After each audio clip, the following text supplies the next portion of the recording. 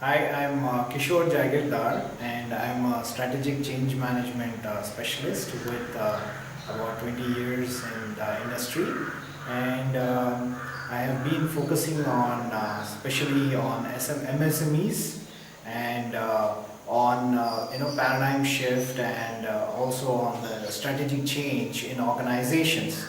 And this is also coupled with innovation.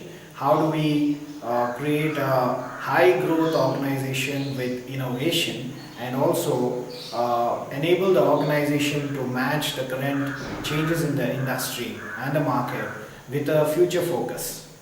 And with this in my mind, about 15 years ago, I co-founded a company called Infopace Management Private Limited. Now, this company is the first strategic change management organization, and we work deeply into innovation. And over the years, we have been addressing about 7 verticals, and the primary area with this activity is we focus on things like the market where we're talking about food crisis, we're talking about addressing the organizational shift, the market shift, and the way the competitions are increasing with the advance of the internet era. And what we found is that disruptive innovations have, in the recent times, post 2008, after the global recession, a lot of changes has come into the market, and these things brought a new revelation to us. What is it? Is that we found that first of all, disruptive innovations are now taking front, and with that, the life cycle of organizations have come down. From, if I go back to 2000, we were talking about organizations being in business for 12 years, but now in the current paradigm, we are talking about businesses being workable or existing in the business for anywhere between 3 to 4 years. So that means the entire the cycle of organization life period has come down. So if you start any business today, you can thrive for next 4 to 5 years, by which either you need to go up the value chain, or you need to just go into a new business model altogether. Now, with all these changes happening, it is more like coming. I draw an analogy of being in a river where you are in a boat, and if someone tells you that you have about a kilometer away where there's a waterfalls, you have plenty of time to take a decision and go back to safety. But what if you are told that you are just 10 meters away from the waterfalls and you can hear the thundering sound of the waterfalls? Now that's exactly where we are, where disruptive innovations are not just we have seen in the last 60 years incremental change in the way the market behavior took place. Innovations were more incremental, like for example the telephone being an instrument with a 3-piece instrument becoming a 2-piece instrument, and then gradually you came up with this cordless phones, and then gradually it shifted into mobile technology. But today you're seeing the innovations that are coming, a combination of several appliances where the whole industry paradigm shifts.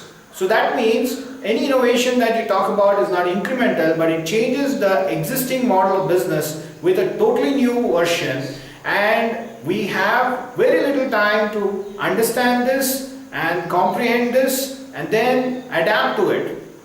So that is where Infopace does a lot of work. Now, we enable organizations to identify what is the growth path that they would like to take, and enable the organizations to go into a deep innovation inquiry.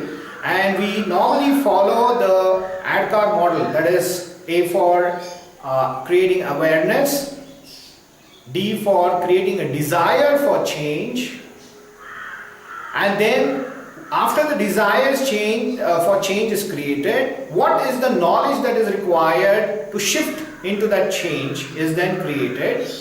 Again, after acquiring the knowledge, what is the ability that is required to go into the change? Finally, after the ability is created and calibrated, reinforcing the thought process of change continuously. So we work in the space of paradigm shift, where we enable teams to be created for innovation and then bring out various thought processes in the organization. Now we have addressed few areas, the verticals, in the areas of energy, education, waste management, and we have also worked on skill development, primary healthcare, and MSME. How do we work towards the growth of MSME?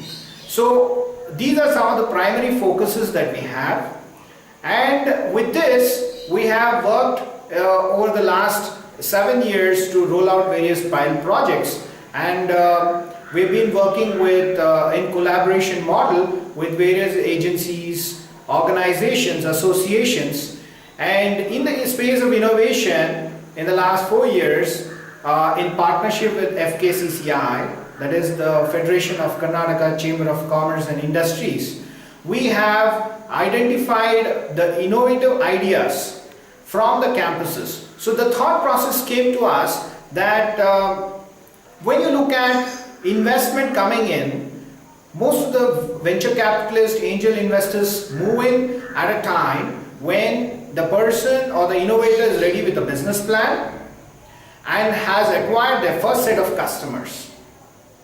Now what we do is we move far beyond that. That is, we work backwards, and what we do is we associate with an innovator at the stage of ideation itself. When the person comes with an idea, we work with the idea, harness the idea, and then convert the idea into a prototype and enable the innovator to commercialize the whole concept and then create a business plan as we go along with various process. We have our own incubation center where we support this, and we also have a 6 months internship course in innovation, where a person who is virtually with an idea walks in, graduates into this, and then finally we call the D-Day, the demo day, on which day we particularly invite the investment community to have a look at the innovation and then come in with investments. So Infopace in turn will be associated with this organization till it achieves a set of sustainability. Now, going back to the other areas, addressing things like food crisis. So what we thought is, why don't we work on integrated farming? So we have mobilized about 5,000 acres of land in different parts of Karnataka, where we are working on collective farming. This is a concept that we have been working with hands-on experience of people who have been on the field, have worked with the farmers, and we have created a lot of self-help groups, and these groups are assisting us in talking to the farmers. And of late we are also now taking up a project of food park which is coming up in Mandya. The objective is to create a food corridor right from Chamarajanagar to the extent of Mandya district till Kerpura. Now the idea here is to create a supply chain for the food processing units which will come up in this food park, and we are hoping to bring about 20,000 acres of land in partnership of the farmers there, and we are hoping to have various options of cash crops and sugarcane to be cultivated with back-to-back buyback order, and also assistance to the farmers in the areas of scientific farming, mechanization, labor, and financial assistance as well. Now this is one area that we have addressed towards the food security.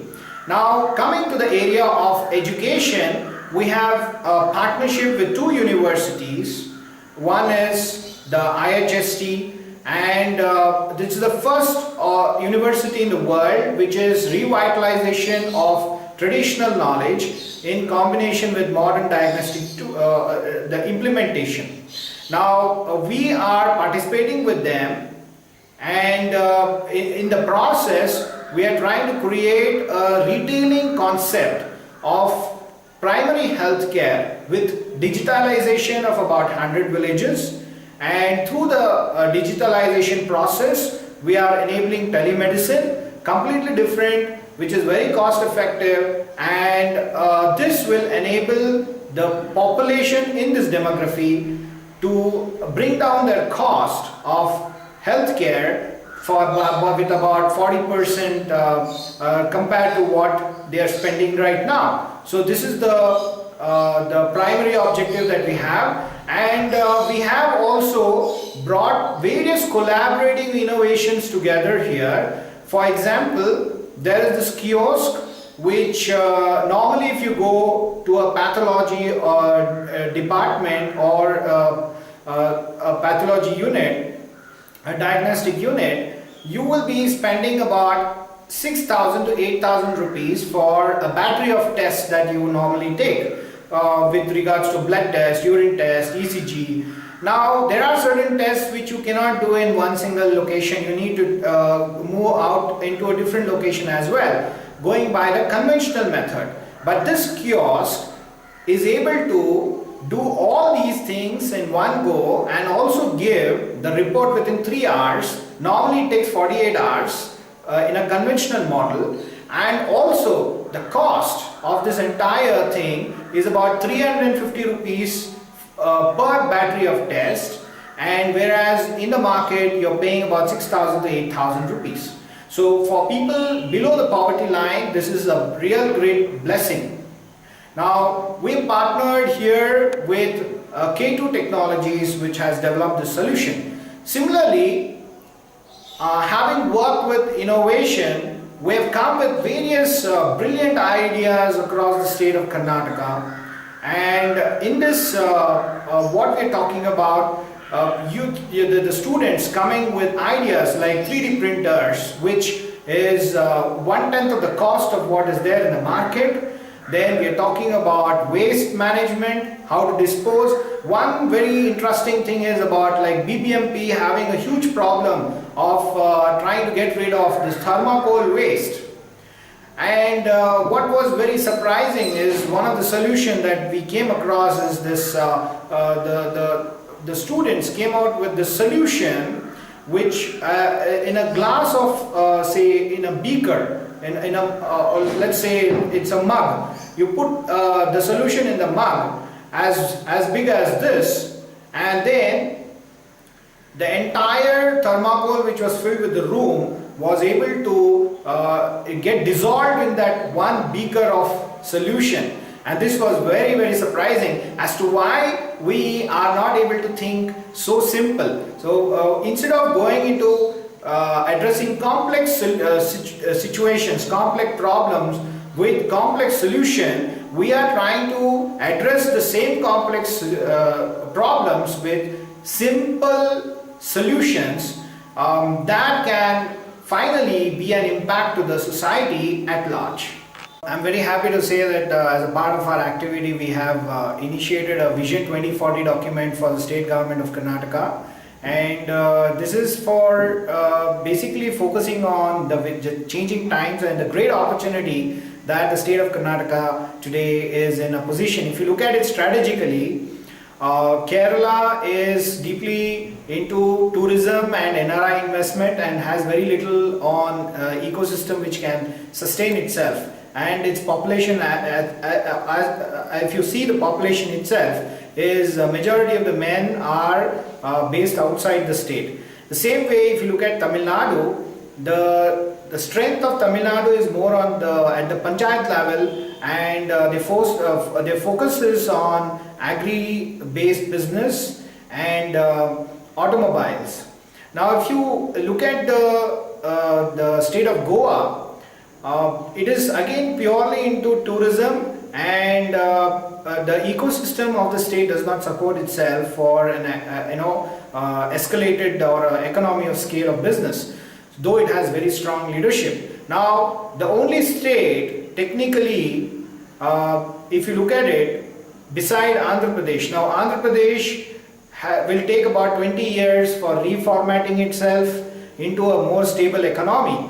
So technically, Karnataka is the only state which will be able to drive the economy of the country in the coming years. And the very interesting factor is that though Bangalore is ahead in process knowledge for the whole of Asia, yet the growth story will not happen from Bangalore. It will be the mistakes that we have made in Bangalore that will be a learning lesson, and we will be seeing a completely different shift in the coming years. The growth story, what I'm talking about, is completely from the districts of Karnataka. Now, this is from Bangalore to Belgaum and all the intermediary cities which comes in between on the corridor, industrial corridor, and that is why we are calling this as economic corridor. Now we are hoping that there will be a agricultural corridor also which will be brought, as which is a part of this Vision 2040 that we have drafted. And again the same thing that we see. Very interestingly, the corridor between Bangalore to Belgaum is well fed by rivers, whereas on the western side you will find that the possibility of the corridor, the industrial corridor on both sides, abundant of opportunities for agriculture, and that is where we are suggesting the agricultural corridor. Now coming on the eastern side, we have the Hyderabad Gulbarga district, and we have though the provision of 370 has been given to all the districts from Bidar to Raichur. What I am trying to say very interestingly here is, though the resources are very different here, we need to bring a shift in the economy and the MSMEs based on the ecological sustainability of that territory. So therefore, we are looking at, say, creation of solar parks, manufacturing hubs there, and also revitalization of the cultural intrinsic the artisans what they've already developed. For example, let me quote Ilkal. Ilkal is very famous for saris. Now Ilkal saris can be modernized and it can be given a very good packaging, and with this we can then present it to the world in a totally different way, just the way we have in Chenpatna. So what we are talking about here is basically revitalization of the economy locally.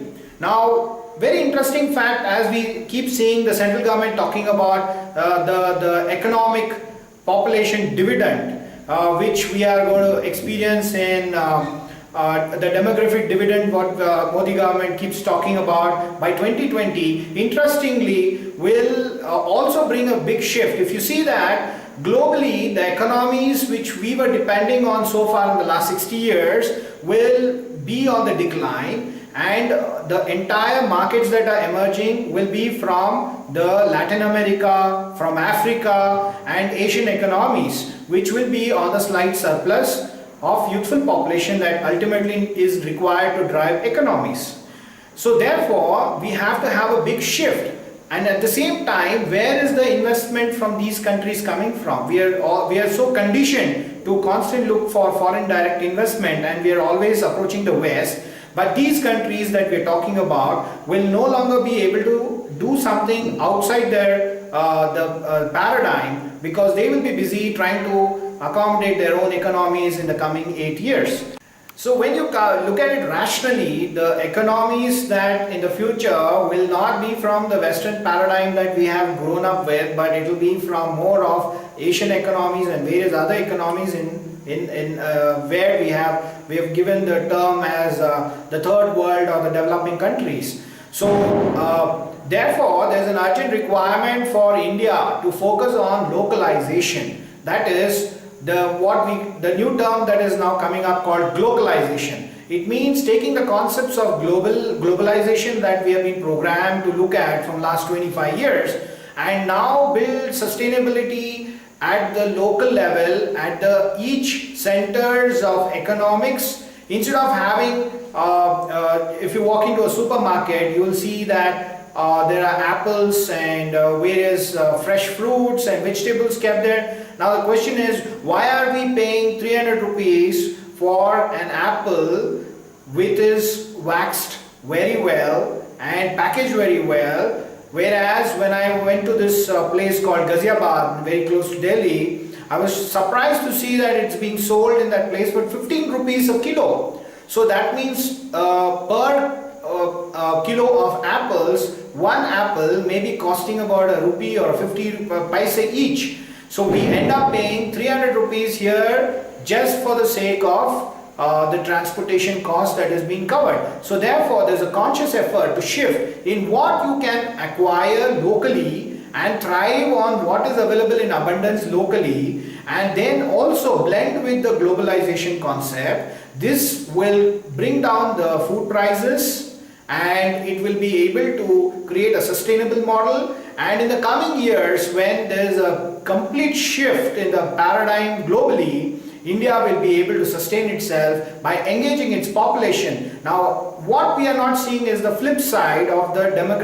demographic dividend. Because if you have such abundant population, you need to provide them food, you need to provide them engagement of occupation, otherwise we will have a disruptive society. So therefore, it is an urgent need for Karnataka, which is the only state in South India which has this ability to capitalize on the opportunity which the times are giving on a platter. At the same time, also to see that out of the 47 million surplus population of youth which will be coming as skilled population in 2020, almost 20 to 27% of that population will emerge from Karnataka, because we have the highest number of educational institutions in the country. Need for Karnataka to understand and visualize where we are heading towards and work on what is coming or emerging as a market phenomena in the coming years, rather than trying to make surgical corrections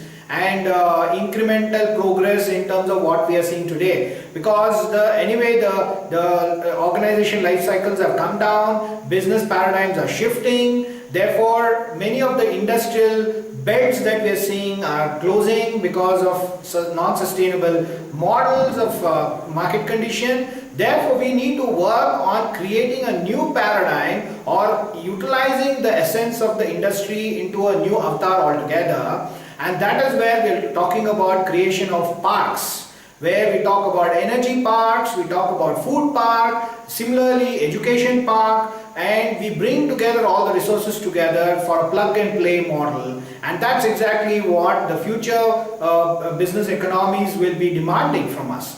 Now, next level would be also looking at sustainable cities. Now, we have seen distress migration making population shift from the last few years from various rural to the urban centers, and creating a crisis for the cities which are not able to sustain it. Taking an example of Bangalore, 10 years ago, we were hardly about say 40 lakh population, and today we have unofficial figures have gone up to 1 crore 30 lakhs population, out of which a majority of it goes into floating population.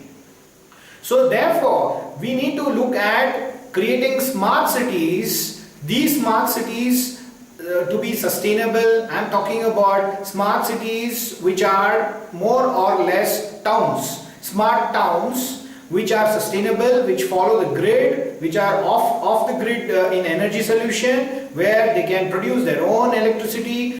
Instead of focusing on large investments and huge grand plans about smart city creation, my suggestion or recommendation would be to look at urbanization, where we take about a stretch of 300 acres of land and create a small township, which is smart township, which has which is clearly divided by a grid, and which is following off-grid solution, where they are able to generate their own food, generate their own electricity, and complete management of the sanitation system as well, where everything is recycled. and it creates a very harmonious blend towards the ecology. Now creating small towns along the way with the cluster of that would automatically become a smart city. So I would recommend such kind of concepts which are doable, manageable, and far less in cost wise in implementing a grand plan that normally the Western countries have followed, which with this one will be suitable more to our ecology and our condition, and at the same time the kind of the demographic dividend that we are looking at. So I would say whatever we do, we need to touch the common man's life, and this will give a very inclusive opportunity of people to have a home of their own, and at the same time avail all the best amenities, including education, facilities, and civic amenities, and this will give a wonderful experience suitable to our growth rate. And overall, I would look at this as a recommendation of the 2040 vision.